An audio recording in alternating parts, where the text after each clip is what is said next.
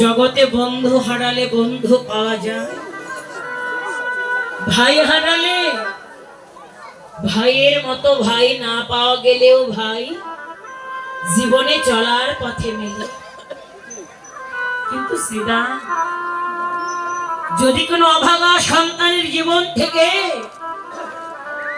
একবার গর্ভধারিণী মা হারায়, শ্রীদাম রে, মা হারালে যে আর মা পাওয়া যায় না। চল না শ্রীদাম, সকাল সকাল মায়ের ঘরে ফিরে যায়। আমার মাকে তিলক মাত্র দর্শন না করতে পারলে প্রাণে মরে যায়। শ্রীদাম, মাকে কাঁদাতে চাই না। শুনেছি মা কাঁদে নাকি জগৎ কাঁদে, আর মাকে কাঁদালে নাকি নিজেকে অধিক কাঁদতে হয়। চল না শ্রীদাম, সকাল সকাল মায়ের ঘরে ফিরে যায়। শ্রীদাম রে, আমার মা যদি মরে যায়, আমার মাকে যদি আমি না পাই, আমি যে মা হারা হয়ে যাব। আর মা হারা হয়ে আমি যে বৃন্দাবনে থাকতে পারবো না ভাই। চল সকাল সকাল আমরা মায়ের ঘরে ফিরে যাই। ব্যাগে বেলি অবসান হলো, চলো যাই ঘরে।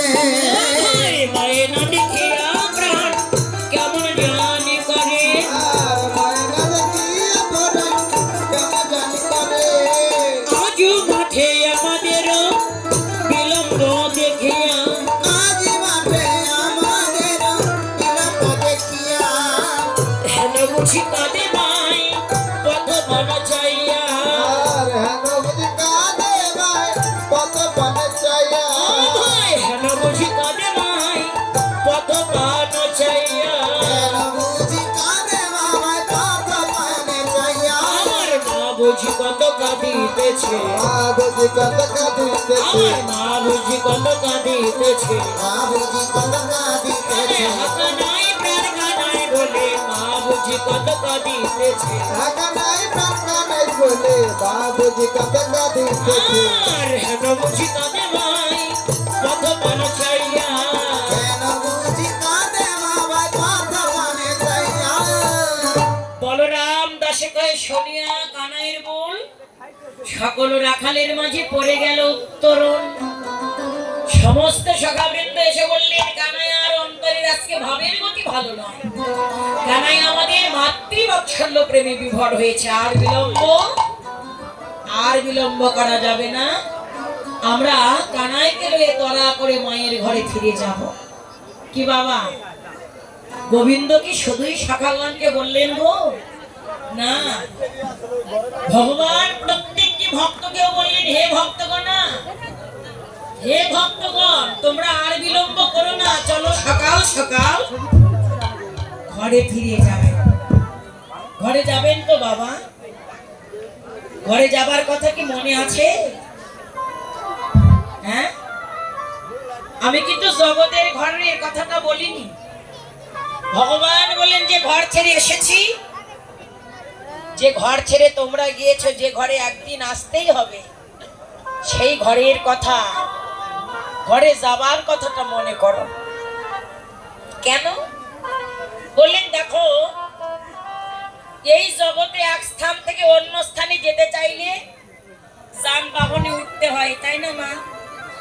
সবার গ্রাম কি এখানে না? যারা দূর থেকে এসেছেন তারা তো পায়ে হেঁটে আসেননি, যানবাহনে উঠে এসেছেন, তাই না? তো যানবাহনে উঠতে গেলে অর্থের প্রয়োজন হয়, টাকার প্রয়োজন হয়, তাই না মা? তো টাকা ছাড়া জগতে যেমন এক স্থান থেকে অন্য স্থানে যাওয়া যায় না, আমরা যে প্রত্যেকেই ভব নদীর পারঘাটা পার হব, ওই বৈতরণী ঘাটটাও করি ছাড়া কখনো পার করে না। তো আমরা কি জানি কে কতদিন জগতে থাকবো বাঁচবো? জানি মা, জানি বাবা, আমরা কে কতদিন থাকবো না। আমাদের মানব জীবনের আসার সিরিয়াল থাকে, কিন্তু যাবার সিরিয়াল থাকে না। এই মানব জীবনের বেলাটা অনিশ্চিত। কে কখন কোন দিন কোন সময় এই পৃথিবী ছেড়ে ফাঁকি দিয়ে চলে যাবে আমরা কেউ তা বলতে পারি না। তো যাবার সময় যখন আমাদের কাছে জানা নাই, যদি অনিশ্চিত হয়, তাহলে আমাদের আগের থেকে সম্বল বাড়তে হবে না বাবা? কড়ি লাগবে, সেই কড়িটা বাড়তে হবে না মা? কড়ি সংগ্রহ করতে হবে না? কোন কড়ি গো? যাদের অনেক ব্যাংকে টাকা আছে সেই ব্যাংকের টাকা, অর্থ সম্পদ করি না। তাহলে কোন কড়ি নিয়ে গেলে ভব নদীর পারঘাটা পার হতে পারবো? বলেন প্রথম কড়িটা হলো নামের নামাবৃত সম্বল কড়ি।